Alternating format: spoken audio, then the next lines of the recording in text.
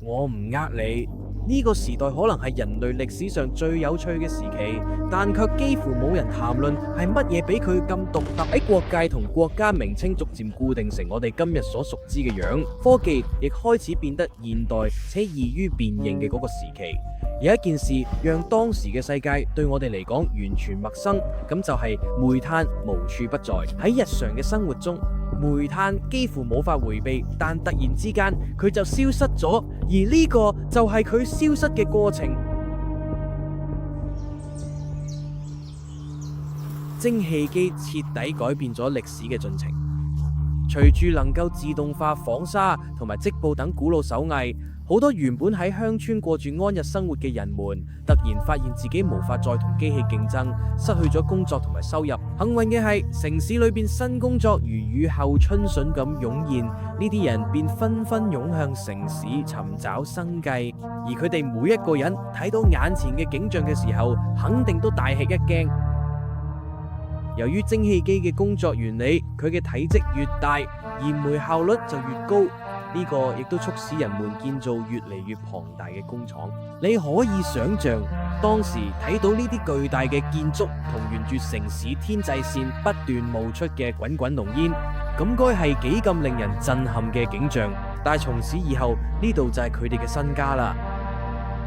一旦揾到工作，工人們好快就會發現，每一道生產工序都被拆分成咗最基礎嘅任務。突然間，嗰啲曾經一世從事各種充實工作嘅人們，成咗機器上嘅螺絲釘，成日重複住同樣嘅動作，而且呢一切都係由時鐘嚟安排嘅。對呢啲人中嘅好多人嚟講，時間呢個概念本身就係全新嘅，尤其時間決定你幾時瞓覺、幾時起身、幾時食飯、幾時食飯、幾時上翻班咁樣嘅觀念，呢啲約束喺過去係從未遇到過嘅。另一個新嘅變化係照明，如今我哋習以為常嘅夜間照明，喺幾乎整個人類歷史中，除咗精英階層之外，普通人根本負擔唔起。但係隨住19世紀煤氣燈引入普及，工廠夜晚被照得通明，明亮得讓旁觀者都把佢哋比作宮殿。有咗呢項新技術呢，一啲工廠開始嘗試全天候運作，呢實際上對工人係好事啊！因為佢哋每日工時從16小時縮短到12小時，我話佢哋工作一成日就係字面意思，工作之外嘅生活幾乎不存在。由於呢種社會變革嚟得又快又徹底，當時根本冇任何法律嚟防止各種勞工虐待，就立法而言依然停留喺中世紀水平。其結果就係引用一句話，對一個階級嘅人嚟講，呢個係有史以嚟最嚴苛嘅日常行動同埋時間限制，好難誇大呢種被徹底管控嘅生活。對嗰啲曾經喺鄉村度邊自由自主生活嘅人嚟講，係幾咁大嘅衝擊啊！但係城市生活久咗，佢哋有咗孩子，而嗰啲出生喺工業體系中嘅孩子嚟到呢世界3-4年後就開始工作啦，亦即係話佢哋只有3-4歲就開始工作，而且呢啲幼童做嘅可不僅僅係成人嘅工作啊！機器嘅特殊結構讓佢哋小巧嘅身體能夠進入成年人無法到達嘅地方，結果呢，好多工作為兒童而設。此外，僱主們發現孩子們工資更低，更容易管教。從效率嘅角度嚟睇，佢哋喺好多方面都係非常理想嘅工人。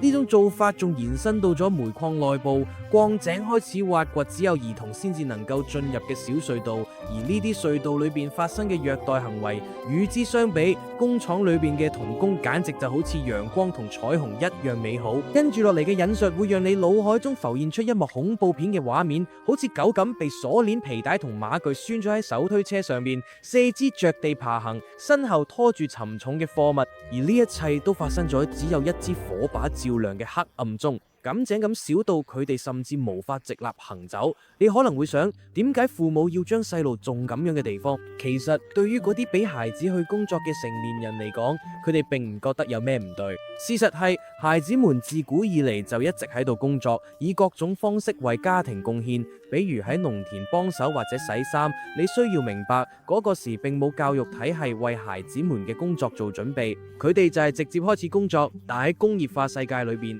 唯一真正能夠貢獻嘅方式就係掙錢，為僱主打工。所以，與其讓孩子們喺屋企閒住，佢哋就把細路送進咗工廠系統，卻冇完全意識到自己剝奪咗細路點樣嘅生活。呢班新興嘅產業工人階級被連根拔起，堅持傳統，對上層階級嚟講係個令人擔憂嘅景象。佢哋確信自己正目睹住所謂喺禮儀、職業同服從方面都全新嘅一群人嘅出現。某種程度上，佢哋講得冇錯。喺呢啲人口密集嘅城市裏，冇為公園或者任何陸地預留空間。呢種對大自然嘅缺失一定讓人深感遺憾，甚至連我哋都能夠依賴嘅最後一道自然防線太陽，有時亦都會俾大量嘅黑色煤煙徹底遮蔽喺天空之外。有一家報紙曾經報道話，人們喺2碼之外幾乎都睇唔見彼此，黑色嘅煤灰覆蓋咗所有表面道路、建築物同衣物，幾乎讓保持任何清潔都變得幾乎不可能，除非你係個有錢人。然而，儘管你幾乎睇唔清前方，呢個世界卻比以往任何時候都更加緊密相連。因為工業時代嘅另一項奇蹟蒸汽機開始改變英國。到1852年，橫跨全國嘅鐵路總長已達到600英里，啲人而家可以喺1日之內往返於主要城市之間，呢簡直係個奇蹟般嘅進步。但係對一啲人嚟講，佢哋清楚咁知道呢種生活有住深層次嘅問題，於是佢哋喺日復一日嘅生活中咬牙堅持，只為冇錢實現一個夢想，買一張單程票，前往一個曾經係大英帝國殖民地嘅國家，一個自由與冒險嘅承諾，跨越大洋迴響嘅地方——美利堅合眾國。你可以想象，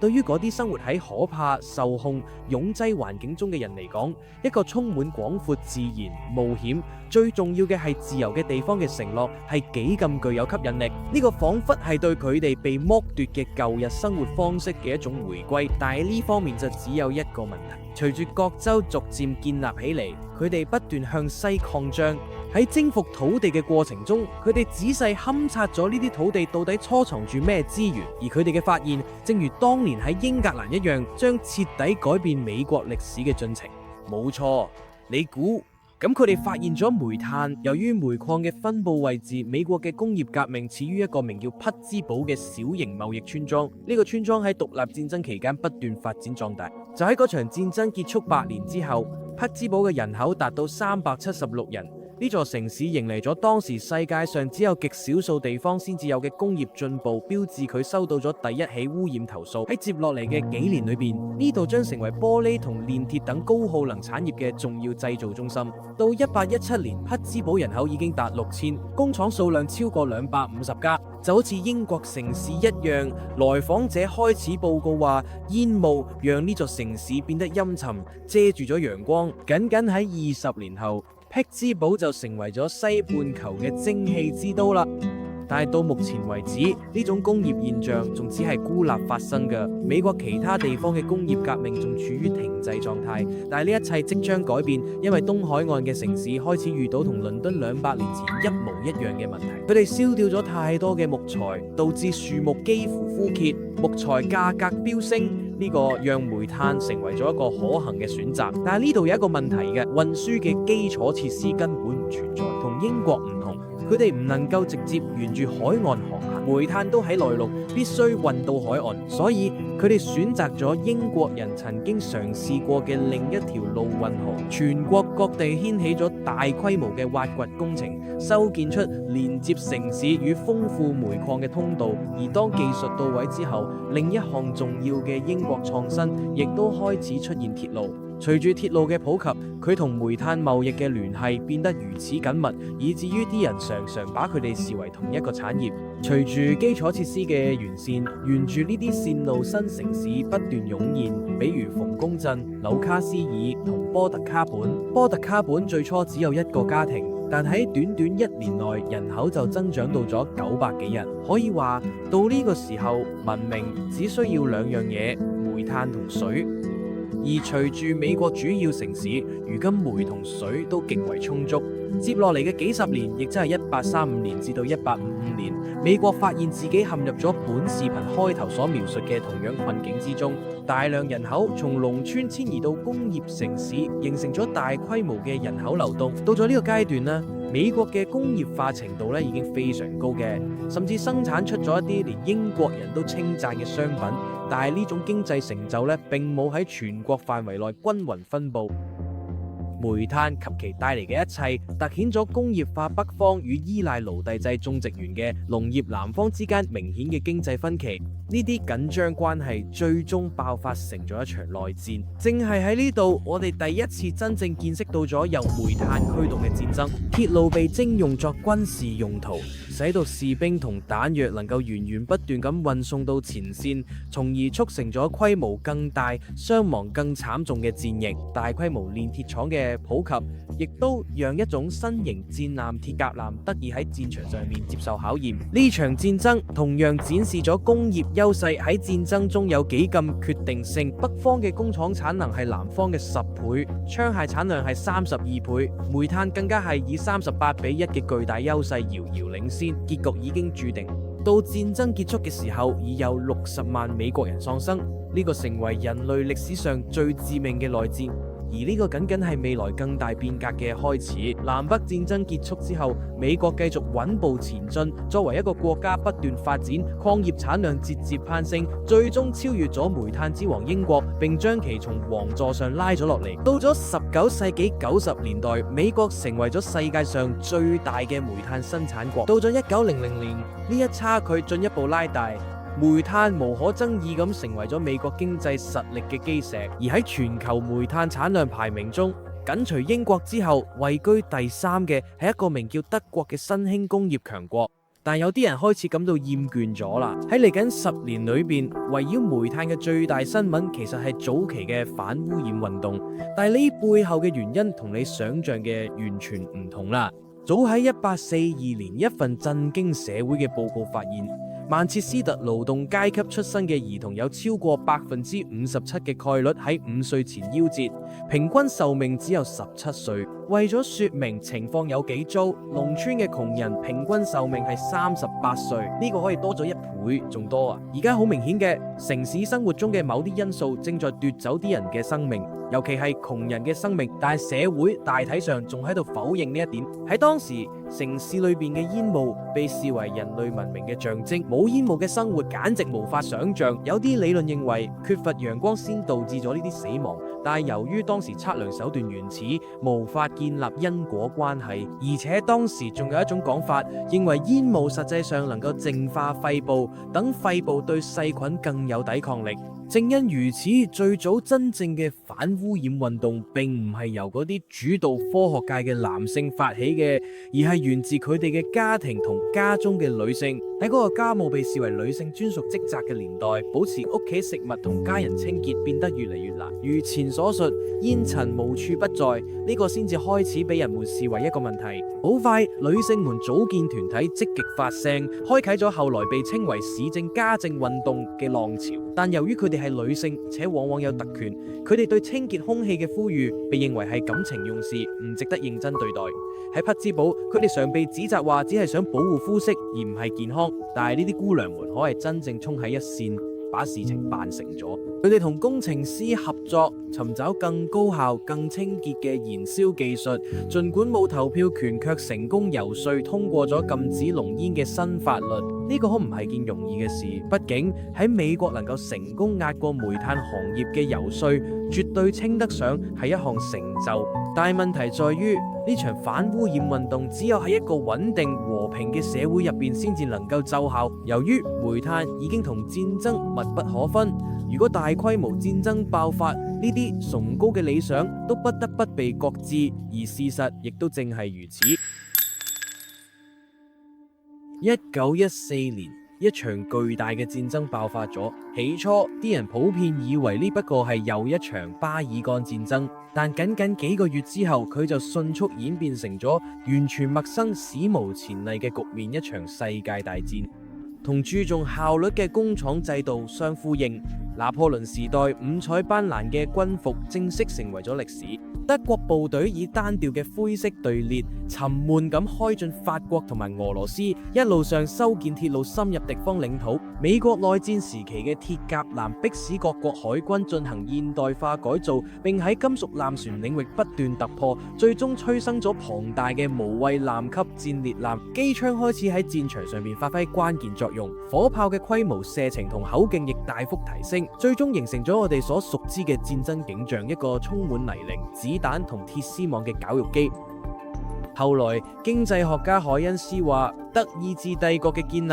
與其話係靠鮮血與鋼鐵，不如話更係建立喺煤炭同鐵礦之上。呢個背後有具體原因。煤炭為生產同運輸提供燃料，佢嘅碳 Cal 化合物仲廣泛應用於化學工業。戰場上最致命嘅武器完全係煤炭嘅衍生品，好多用於醫院裏邊救治數百萬士兵嘅藥品同埋消毒劑同樣如此。第一次世界大戰對煤炭嘅依賴程度超過咗人類歷史上任何一場戰爭。而且由於一連串不幸嘅事件，美國呢個煤炭巨頭最終被捲入戰爭，煤炭產量飆升以滿足戰時需求。呢個實際上導致咗美國歷史上最大嘅一次煤炭短缺，情況糟糕到喺1917年至1918年冬天，一啲學校因為無法抵禦嚴寒而被迫關閉咗數週，即使有煤炭供應，亦必須實行配給。好多用電方式，比如戶外照明或者係乘電梯，下到3樓以下都被完全禁止啦。而最臭名昭著嘅係全國範圍內引入咗夏令時，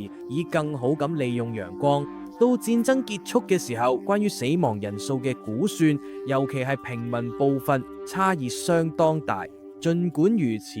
即使喺今日100幾年過去啦，呢兩個數字依然讓人難以真正理解。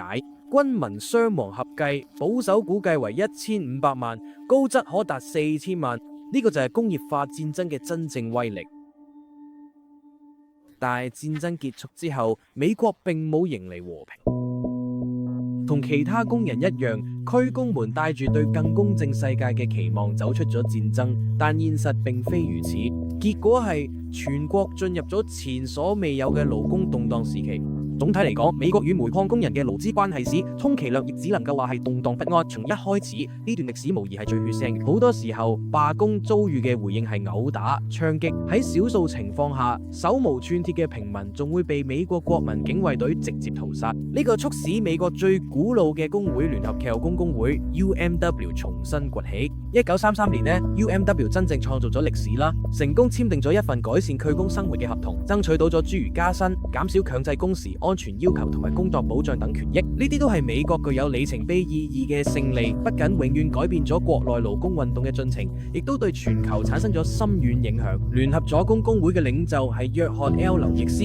佢被視為普通工人嘅英雄。喺接落嚟嘅幾年裏，佢能夠讓整個體育場嘅支持者為佢歡呼。事實上，普遍認為佢係僅次於富蘭克林 D 羅斯福嘅全國第2號權勢人物。但係二戰徹底改變咗呢一切，因為至少喺美國人眼中，佢變得太過貪婪。即使喺煤礦工人成為全國收入最高嘅產業工人之一之後，佢仍然不斷推動佢哋罷工，爭取更多利益。每一次罷工都會導致全國煤炭短缺，進而推高煤價。你可以想象，隨住時間推移，呢一種做法開始讓美國人不滿。最後嘅導火索係美國深陷二戰嗰陣又發生一次罷工，而呢場戰爭同一戰一樣，需要煤炭生產好多對戰爭至關重要嘅物資。此舉被視為極不美國，幾乎等同於破壞行為。戰爭結束之後，約翰 L 劉易斯發現自己幾乎成咗美國最受憎恨嘅公眾人物之一。呢個真係從巔峰跌落谷底啦！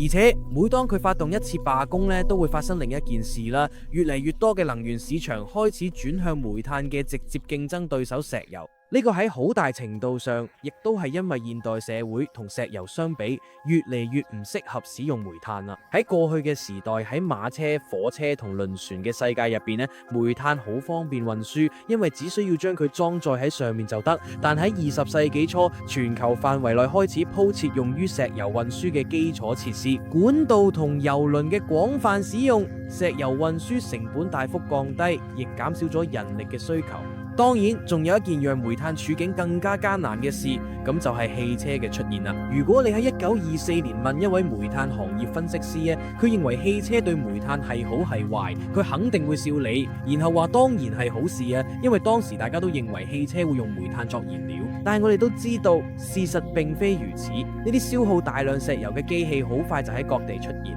呢個其實亦都係我喺呢個頻道裏邊講過嘅故事。如果你對此感興趣，視頻描述裏邊會有相關鏈接。甚至喺二戰期間，幾乎所有火車都係用石油作動力，煤炭使用量喺度不斷咁減少。戰爭期間，煤炭仍然佔據美國能源消耗大約一半，但之後無論係絕對值定係總佔比都開始下降。到咗1955年呢，煤炭喺全國能源使用中佔比已驟降到29%，但呢咁並非煤炭嘅終結啦。呢個只係煤炭商業新階段嘅開始。喺呢個階段，煤炭呢種商品被從社會嘅前台移到咗幕後，雖然唔再顯眼，但係佢絕對冇被遺忘。